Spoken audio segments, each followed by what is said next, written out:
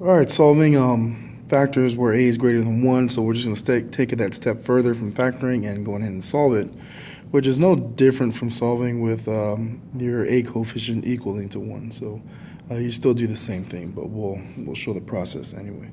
So first thing we got to do is put this in standard form, and right now it is not. So what I'm going to do is I'm going to add 3 both sides. All right. Okay.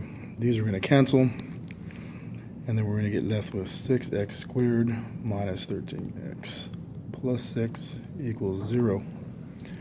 All right, with that, we look for GCF.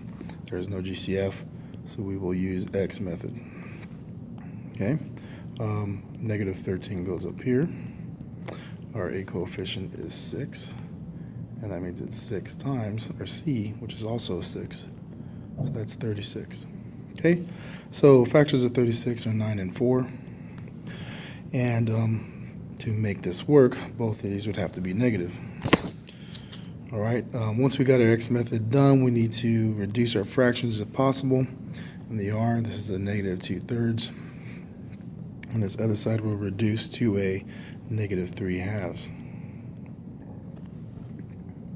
Okay, so now we'll write it in intercept form.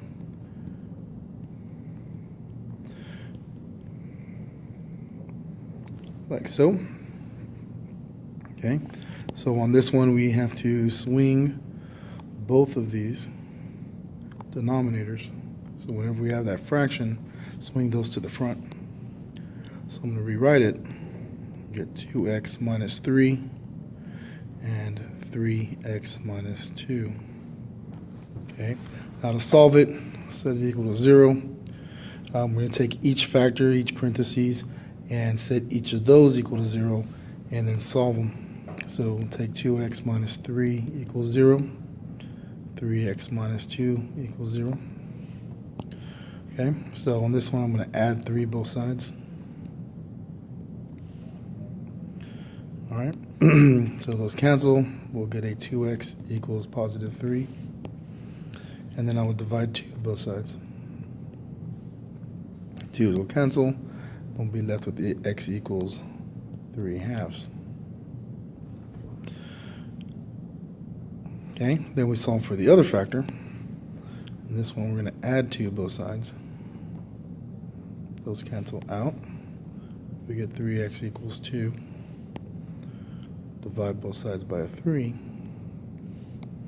And we get x equal to 2/3.